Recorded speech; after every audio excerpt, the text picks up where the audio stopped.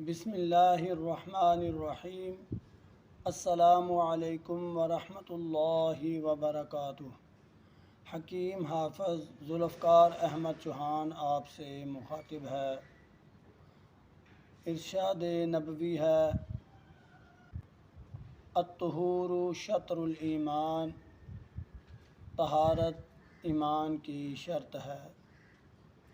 آج ہم جس موضوع پر بات کر رہے ہیں وہ ایک اہم موضوع ہے جس کے متعلق بہت سے لوگوں نے ہمیں کہا بھی ہے اور بہت سے لوگ پریشان بھی ہیں۔ میری مراد پتا کی پتھری ہے۔ عام طور پر یہی سمجھا جا رہا ہے کہ اس کا علاج بغیر آپریشن کے ناممکن ہے، حالانکہ ایسی کچھ بات بھی نہیں، کوئی ایسا مسئلہ نہیں، یہ بغیر آپریشن کے ہی ٹھیک ہو جاتی ہے، اور میں تو کہتا ہوں کہ بغیر دوائی کے بھی یہ ٹھیک ہو جاتی ہے۔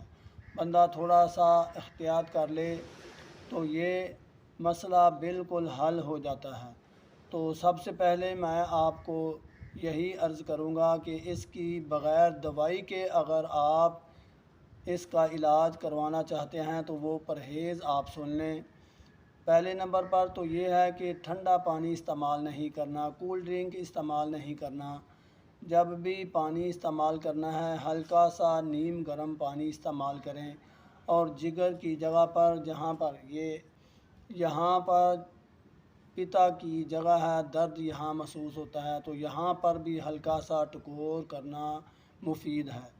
اس کے علاوہ غذا کے طور پر جو آپ چیزیں استعمال کریں وہ یہ سبزیاں ہیں، کدو، ٹینڈے، شلجم، گاجر، کالی توری، اور اس کے علاوہ یہ پیٹھا ہے، چقندر، یہ چیزیں بھی آپ استعمال کر سکتے ہیں سبزی کے طور پر۔ اور جو مسالہ ڈالنا ہے وہ کالی مرچ، نمک، ادرک، ہلدی، لہسن، زیرہ سفید، دھنیا، یہ مسالے اس میں ایڈ کر دیں اور یہ پکائیں، اور بغیر روٹی کے کھائیں تو زیادہ بہتر ہے۔ روٹی اگر آپ استعمال کریں تو بہت کم، لیکن سالن جو ہے وہ زیادہ استعمال کرنا ہے۔ پتے کی پتھری کا پتہ بھی نہیں چلے گا کہ کہاں گئی ہے۔ ہاں، اگر آپ دوائی استعمال کرنا چاہتے ہیں تو وہ بھی میں عرض کر دوں کہ اس کے لیے سنڈ 1 تولہ، نوشادر ½ تولہ، کالی مرچ 1/4 تولہ، یہ آپ پیس کر پاؤڈر بنا لیں اور اس کو صبح، دوپہر، شام ½ چمچ سے تھوڑا سا کم نیم گرم پانی کے ساتھ استعمال کریں۔ انشاءاللہ بہت فائدہ ہوگا۔ بہت جلد یہ پتھری جو ہے پتے کی یہ تحلیل ہو کر خارج ہو جائے گی اور آپ جادو ہوئی سمجھیں گے۔ کوئی مسئلہ نہیں اس کا آپریشن کروانے کا، آپریشن کروانے کی ضرورت ہی نہیں ہے۔ میں اپنا واٹس اپ نمبر بھی یہاں پر شیئر کر دیتا ہوں لوگوں سے۔